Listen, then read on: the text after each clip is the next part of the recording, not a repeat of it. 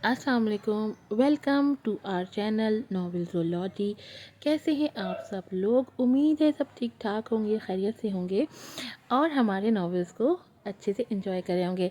लेकर आई हूँ the line breaker खा की न्यू एपिसोड। और जनाब यौशा साहब को तो अच्छे से पता चल गया है कि बीवी क्या चीज़ होती है। नीमल ने तो उसको नाकों चने चबा दिए हैं। सुबह शाम सॉरी बोल बोल के जो है ना नीमल को उसने रोका हुआ है। अब देखें क्या होता है आगे की एपिसोड में। जल्दी से चैनल को सब्सक्राइब कर दें, वीडियो को लाइक कीजिएगा, शेयर कीजिएगा, बेल आइकन को ज़रूर प्रेस कीजिएगा। नॉवेल है the line breaker, episode number है 37। मेरे सामने तो मुंह बनाकर बैठी रहती है और अब वो बदगुमान हो रहा था। जूं जूं वक्त सिरक रहा था, तू तू वो जुसबुस हो रहा था। ना चाहते हुए भी उसने गुस्से से टीवी ऑफ किया। फिर उसे देखा वो इन्हिमाक से बातों में लगी थी। नीमल, फ़ोन बंद करके लाइट ऑफ करो, मुझे सोना है। वो सुता चेहरा लिए साफ साफ बोला। नीमल ने उसे हैरत से देखा कि अभी तो वो टीवी देख रहा था, अब सोने की बात कर रहा है। वो खामोशी से उठकर बाहर निकल गई थी और वो दम बखुद सा उसे जाते हुए देख रहा था। ठीक है, ये मुझसे प्यार नहीं करती, अच्छा नहीं समझती, लेकिन इसकी नज़र में मेरी कही बात की भी कोई अहमियत नहीं है। उसका दिल बुरी तरह से जला था, गुस्सा उबल कर आया था। वो मुहिब से शौहर बन गया था। इस कमीने को देखो, भाई वो मेरा है और फ़ोन उसे कर रहा है। तभी वो झटके से कंबल फेंकता बाहर आया था। बाहर आकर लम्हे के लिए वो वहीं खड़े होकर उसकी बात को सुन रहा था। थी तो ये बुरी हरकत, पर वो ना चाहते हुए भी कर रहा था। वो अभी भी पीठ मोड़े बातें करने में मगन थी। नीमल, यौशे की सख्त आवाज़ उसके दूसरे कान से टकराई थी। नीमल ने एकदम पीठ मोड़कर देखा, जहाँ गुस्से से यौशे उसे ही देख रहा था। वो एकदम उसकी नज़रों के तासुर से ठटकी थी, पर फिलहाल उसे उसकी समझ में नहीं आया था कि वो क्यों ऐसे देख रहा है। फ़ोन बंद करो और कमरे में आओ अभी के अभी, वो तहमुकाना लहजे में बोला। उसे खुद समझ नहीं आ रही थी कि वो क्यों इतना शदीद रिएक्ट कर रहा था। मैं बाद में बात करती हूँ, कहते रियान को जवाब सुने बगैर ही उसने फ़ोन बंद कर दिया था। कुछ पल उसी बारे में सोचते रहने के बाद वो कमरे में आई, जब तक यौशे पलटकर कमरे में चला गया था। वो कमरे में आई तो लाइट ऑफ थी, पर नाइट बल्ब जल रहा था। अपने बिस्तर में बैठकर उसने मोबाइल साइड पर रखा। वो कितने ही लम्हे उसे देखती रही थी। आज पहली दफ़ा उसने यौशे की आंखों में जलन का तासुर देखा था। तुम्हें क्या हुआ है? आखिर वो पूछ ही बैठी। जाहिर है कि वो सो नहीं रहा था। कुछ नहीं हुआ, सो जाओ, उसने बिना उसकी तरफ रुख किए सर्द मोहरी से कहा। तो फिर तुमने मेरे से इस तरह बदतमीजी से बात क्यों की है? यौशे ने एकदम आंखें खोले उसकी तरफ देखा। मैंने कब तुम्हारे साथ बदतमीजी की है? वो इस इल्ज़ाम पर ज़रा सख्ती से बोला। देखो, तुम अभी भी सख्ती से बात कर रहे हो। यौशे ने झटके से उसकी तरफ रुख किया। हाँ, कर रहा हूँ। फिर वो उस मलगजे अंधेरे में उसकी शक्ल देखती रह गई। इस लम्हे वो उसे वही पुराना बदतमीज़ बदअखलाक यौशे लगा था। क्यों कर रहे हो? वो भी भवें सुकेड़े गुस्से से बोली। क्यों कर रहा हूँ ये तुम्हें पता होना चाहिए, वो जिता कर बोला। तो वो कुछ पल के लिए उसे खामोशी से देखती सोचती रही। फिर कुछ महसूस होने पर उसकी भवें सुकड़ी। तुम्हें रियान का फ़ोन करना अच्छा नहीं लगा? नहीं। क्यों? यौशे ने उसका चेहरा देखा, फिर बोला, कम से कम ये बात एक बीवी को ज़रूर पता होनी चाहिए। नीमल ने एक पल उसकी बात पर गौर किया। फिर जो बात उसके जहन में आई वो उसे निहायत नागवार लगी थी। तुम मुझ पर शक कर रहे हो? वो कहते ही एकदम तड़पी थी। मैंने ऐसा कुछ नहीं कहा। तुम साफ साफ कह रहे हो, तुम मेरे बारे में ऐसे कैसे कह सकते हो? उसकी आवाज़ में नमी आ गई थी। मर्द हर मामले में नखरे उठाने के लिए तैयार होता है, सिवाय इस मामले में। वो जितना बोल रही थी उसके गुस्से को हवा दे रही थी। यौशे ने साइड लैम्प जलाकर उसकी तरफ देखा, जो अब रोने में मसरूफ़ थी। नीमल, रोना बंद करो, वो सख्ती से बोला। नहीं बंद करूँगी, वो नाक साफ करते तड़क कर बोली। मेरा कहने का मतलब वो नहीं था। उसको रोते देखते वो ज़रा नरम पड़ा था। तुम्हारा मतलब वही था, बहुत घटिया सोच है तुम्हारी, वो रोते हुए बोली। हाँ है फिर, आखिर तुम बात को बढ़ा क्यों रही हो? مان کیوں نہیں جاتے کہ غلطی تمہاری ہے؟ وہ پھر سے غصے میں بولا۔ میری غلطی نہیں ہے، وہ ذرا ببھر کر بولی، اور وہ کچھ کہتی کہ تبھی وہ بات ادھوری چھوڑ کر غصے سے اٹھنے لگی۔ کہاں جا رہی ہو؟ جہاں بھی جاؤں، تمہیں اس سے کیا؟ وہ لاڈ دکھا رہی تھی۔ جانتی تھی یوشی اسے کچھ نہیں کہے گا، پر یہ اس کی بھول تھی۔ وہ ہر معاملے میں نرمی دکھا سکتا تھا سوائے اس معاملے کے۔ نیمل، بیٹھو ادھر۔ خبردار جو کمرے سے باہر نکلی۔ وہ حیرت سے اسے دیکھتی رہ گئی۔ وہ اس سے کیسے غصے سے بات کر سکتا تھا؟ میں جا رہی ہوں، وہ بھی اپنی بات کہتی اٹھنے لگی تھی کہ یوشی نے اس کا ہاتھ پکڑ لیا۔ تم کہیں نہیں جاؤ گی، بیٹھو ادھر، وہ سابقہ ہٹ دھرمی لیے بولا۔ چھوڑو مجھے، وہ اس کے ہاتھ کی گرفت کو اپنی انگلیوں سے کھولتے ہوئے بولی تھی۔ وہ اپنی کرنے پر بضد تھی، لیکن اس کی گرفت مضبوط ہوتی جا رہی تھی۔ نیمل کی آنکھوں سے آنسو تواتر سے گرنا شروع ہو چکے تھے۔ یہاں آنے کے بعد، اتنی محبت ملنے کے بعد، اس کو یوشی کا رویہ تکلیف دے رہا تھا۔ اسے اپنا خواب ٹوٹتا محسوس ہو رہا تھا۔ وہ اس کے ہاتھ پر گرفت جمائے اس کی چپ ہونے کا انتظار کرتا رہا، لیکن اس کا رونا بڑھتا ہی جا رہا تھا۔ تبھی وہ بری طرح جھنجھلاتے غصے سے اٹھ کر باہر نکل گیا۔ مجھے منائے بغیر چلا گیا، یہ سوچتے اسے رونا آ گیا تھا۔ باہر آ کر نہ وہ اسٹڈی روم میں گیا تھا، نہ لاؤنج میں بیٹھا تھا۔ آج اس نے تیسری جگہ اختیار کی تھی۔ وہ گلاس ڈور دھکیلتا ٹیرس میں آ گیا تھا۔ ٹھنڈی لوہے کی گرل پر ہتھیلیاں ٹکائے اس اندھیرے میں وہ ایک ہی سمت دیکھ رہا تھا۔ چند لمحوں بعد باہر کی سخت ٹھنڈک نے اس کے جسم کی گرماہٹ کو ختم کر دیا تھا۔ غصہ ذرا نیچے آیا تھا، سانس ہموار ہو گئی تھی۔ اس کو آخر یہ بات سمجھ کیوں نہیں آ رہی کہ وہ میری ذات پر کسی اور کو فوقیت دے رہی ہے، جیسے میں نہیں وہ اس کا شوہر ہو۔ ہر بات مانتا ہوں میں اس کی، وہ میری ایک بات نہیں مان سکتی۔ اب پتہ نہیں کب تک روتی رہے گی۔ یہی سوچتے اس نے ٹھنڈی گرل پہ ہاتھ پھیرا۔ میں پتہ نہیں کیوں اتنا اوور ریئیکٹ کر گیا ہوں۔ اتنے دن سے وہ یہاں ہے، ان دونوں کو بات کرتے نہیں دیکھا، اور آج اگر قصور اس کا ہے تو غلطی میری بھی ہے۔ بچپن سے وہ ساتھ رہے ہیں تو ایسے بات کر لی تو کیا ہوا؟ میں شاید اس کو اپنی بات سمجھا نہیں پایا ہوں۔ یہی سوچتے وہ کلاس ڈور بند کرتا کمرے میں آیا جہاں ہنوز وہ رو رہی تھی۔ وہ اس کے قریب بیٹھ گیا تھا۔ اس نے غور سے اس کا چہرہ دیکھا۔ اتنا رونے سے وہ سرخ ہو گیا تھا، پپوٹے ہلکے ہلکے سے سوج گئے تھے۔ وہ ذرا شرمندہ ہوا تھا۔ اسی احساس کے تحت اس نے ہاتھ بڑھا کے اس کے آنسو صاف کرنا چاہے، پر اس نے منہ پھیر لیا تھا۔ یوشی کا دبا غصہ پھر سے جاگا تھا۔ تو تم رونا بند نہیں کرو گی؟ تم نے اتنا برا رویہ اختیار کیا ہے میرے ساتھ، اور پھر بھی تم چاہتے ہو کہ میں روؤں بھی نہ۔ تم میرے رویے کی بات کر رہی ہو، تم نے اپنا عمل دیکھا ہے؟ جب میں نے تمہیں کہا کہ فون بند کرو تو تمہیں فوری طور پر فون بند کر دینا چاہیے تھا، لیکن تم نے نہ صرف فون بند نہیں کیا بلکہ منہ اٹھا کر باہر نکل گئی۔ تمہیں اس بات کو سوچنا چاہیے تھا کہ یہ بات میرے شوہر کو پسند نہیں آ رہی تو نہ کروں۔ اب میں اپنی مرضی سے کسی سے بات بھی نہیں کر سکتی؟ وہ اس کی پوری بات سن کر تنک کر بولی۔ بات پھر وہیں سے شروع ہو گئی تھی جہاں پر رکی تھی۔ اس وقت غلطی نیمل کی تھی، لیکن وہ ماننے کو تیار نہیں تھی۔ تم بات کو بڑھا کیوں رہی ہو؟ مان کیوں نہیں لیتی غلطی تمہاری ہے؟ وہ تیز آواز میں بولا۔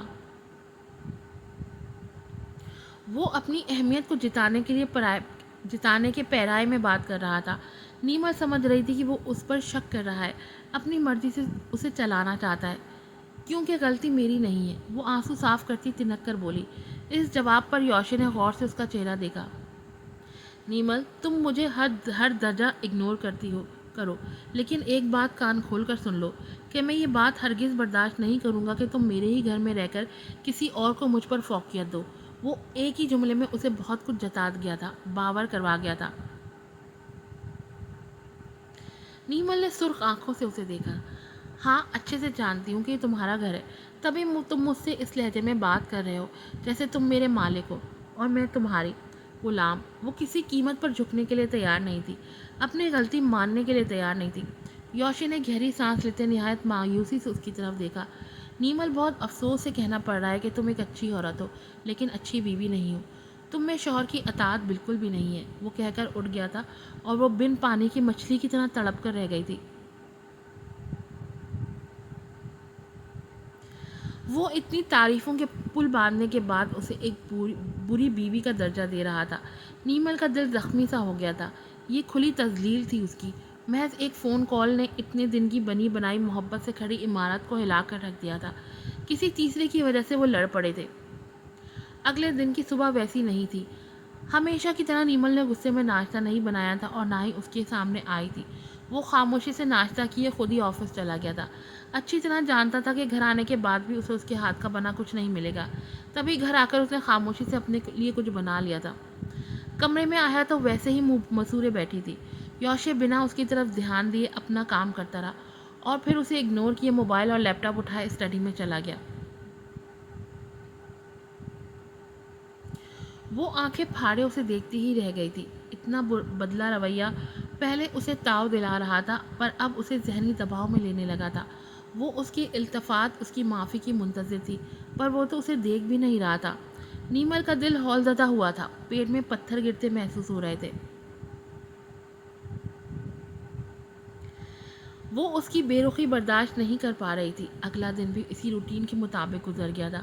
وہ رات کے اس پہر ہاتھ باندھے ٹیرس میں کھڑی تھی۔ سردی کی وجہ سے اس نے اپنے دونوں بازوؤں کو سختی سے لپیٹا ہوا تھا۔ یوشے کے رویے کی وجہ سے ضبط کرنے کے باوجود بھی اس کی آنکھوں سے آنسو بہہ رہے تھے۔ یہ شخص ہمیشہ ہی میرے لیے ناقابل اعتبار کیوں ٹھہرتا ہے؟ وہ سوچ رہی تھی۔ یوشے کافی بنانے کی غرض سے اسٹڈی سے باہر نکلا تھا، تبھی ٹھنڈک محسوس کرتے اس کی نظر بالکونی میں پڑی جہاں گلاس ڈور کھلا تھا اور وہ پیٹھ موڑے کھڑی تھی۔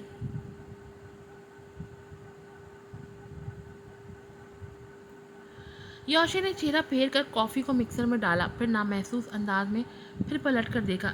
اس ملگجے اندھیرے میں اس وجود کو کھڑا دیکھ کر اس پل وہ ہر چیز سے بے نیاز ہو گیا تھا۔ دل نے زور سے اس کے پاس جانے کے لیے اکسایا تھا۔ یہ وہ عورت تھی جو اللہ اور اس کے درمیان تعلق کا ذریعہ بنی تھی۔ یہ تعلق کوئی معمولی تو نہیں تھا، یوشے کو اللہ سے جوڑ دینے کا ذریعہ تھی وہ۔ اس اہم ذریعے سے وہ قطع تعلق کیسے ہو سکتا تھا؟ طویل ناراضگی کیسے دکھا سکتا تھا؟ بہت بڑا احسان کر گئی تھی وہ اس کی ذات پر، اور یوشے ابراہیم ساری زندگی اس احسان کا بدلہ بھی اتارتا رہتا تو نہ اتار پاتا۔ کیا تھا وہ حرام کھانے والا اور اسی حرام میں جینے والا؟ اس کے لکھے جانے والے ایک نوٹ نے اسے شیطان سے انسان بنا دیا تھا۔ جس رب کو وہ مانتا ہی نہیں تھا، اس عورت نے اسے اللہ کے آگے جھکا دیا تھا۔ یقیناً جھکنا پھر سے اس نے وہی تھا۔ اس نے گہری سانس لیتے پلٹ کر کافی مشین کو بند کیا اور نہایت ہی دبے قدموں سے اس کے پیچھے آ کر کھڑا ہو گیا۔ وہ اس گہری خاموشی میں بھی مدھم آہٹ اور یوشے کی خوشبو کو محسوس کر گئی تھی۔ پل میں اسے ڈھارس ملی تھی، آنسو یکدم تھم سے گئے تھے۔ جس کی التفات کے لیے تڑپ رہی تھی آخر وہ آ گیا تھا۔ اب پھر سے نیمل کا تن جانا فطری تھا، وہ اولاد آدم تھی۔ شوہر کی محبت پر اس کا اکڑ جانا فطری تھا، وہ پلٹی نہیں تھا۔ تبھی یوشے اسے اپنی بھاؤں کے حصار میں لیتا قدرے اس کی گردن کی طرف جھکا تھا۔ نیمل کے بھاگتے دل کو جیسے اس شخص نے تھام لیا تھا۔ کیا یہ ناراضگی ختم نہیں ہوگی؟ یوشے نے اس کے کان میں سرگوشی کی تھی۔ نہیں، اس نے نفی میں سر ہلا دیا تھا۔ تو پھر کیا کرنا ہوگا؟ وہ اس کے کندھے پر تھوڑی رکھے پوچھنے لگا۔ معافی مانگنی ہوگا۔ ٹھیک ہے، سوری، یوشے نے اس کے کان کی لو کو چومتے ہوئے کہا۔ اور وعدہ کرنا ہوگا کہ آئندہ تم مجھ سے یہ بات نہیں کرو گے، ایسے بدتمیزی بھی نہیں کرو گے۔ تم نے میرا ہاتھ اتنی سختی سے پکڑا تھا کہ ابھی بھی درد کر رہا ہے۔ وہ ذرا نروٹھے پن سے بولی۔ وعدہ نہیں کر سکتا، پر کوشش کروں گا کہ آئندہ ایسے بات نہ کروں۔ وہ اس کے ہاتھ کو پکڑ کر دیکھتے ہوئے بولا جس پر یوشے کے ناخن کا نشان لگ گیا تھا۔ اس کا وعدہ نہ کرنے پر وہ ذرا جھسبس ہوئی تھی، لیکن اگلے ہی لمحے یوشے نے اس کے ہاتھ پر بوسا دیا تھا۔ اب تو درد نہیں کر رہا؟ نہیں کہتے اس نے اپنے آپ کو مزید کچھ کہنے سے باز رکھا، لیکن اس کا یہ جملہ کہ تم اطاعت گزار بیوی نہیں ہو، سانپ کی طرح اس کے دل میں کنڈلی مار کر بیٹھ گیا تھا۔ وہ اس جملے کو بھول نہیں پا رہی تھی۔ تم نے کہا میں اطاعت گزار بیوی نہیں ہوں، کیسے کہہ سکتے ہو تم؟ اطاعت ہے تو یہاں رہ رہی ہوں، اور جس قسم کی اطاعت تم چاہتے ہو وہ میں نہیں دکھا سکتی۔ وہ سیدھا سیدھا حساب کیے بولی۔ تم اطاعت کا غلط مطلب لے رہی ہو نیمل، اپنے آگے جھکا دینے والی اطاعت نہیں چاہتا میں تم سے، اور کبھی میں تمہارا سر اپنے آگے جھکتے ہوئے بھی نہیں دیکھ سکتا، لیکن یہ بھی حقیقت ہے کہ میں انسان ہوں، خطا کا پتلا ہوں، اور سب سے بڑی بات ایک شوہر ہوں۔ اگر اس حساب سے میں تمہیں کچھ کہتا ہوں یا سمجھاتا ہوں تو تمہیں میری بات ماننی چاہیے، کیونکہ میں چاہتا ہوں کہ تم مجھے ہر شخص پر ترجیح دو، چاہے وہ میرا بھائی ہی کیوں نہ ہو۔ اب یہ میری خواہش سمجھ لو یا ڈیمانڈ، اب یہ ایسا ہی ہے۔ اس نے بھی صاف بات کی۔ نیمل اس کی بات کو سن رہی تھی، ایک طریقے سے وہ بات ٹھیک ہی کر رہا تھا۔ اس کی نظر میں اول رہنا کی چاہت تو اس کی بھی تھی۔ اس کی بات کے جواب میں وہ کچھ نہیں بولی تھی۔ یوشے کو اس کی خاموشی محسوس ہوئی تھی، نیمل کچھ تو بولو۔ وہ اس کے کندھے پر بوسہ دیتا بولا، کیا بولوں؟ کچھ بھی۔ وہ اس کو اپنے حصار سے آزاد کرتا اس کے سامنے آیا تھا، پر اس کا ہاتھ ابھی تک اس نے نہیں چھوڑا تھا۔ یوشے نے غور سے اس کا چہرہ دیکھا جہاں وہ نظرہ نیچے کیے خاموش کھڑی تھی۔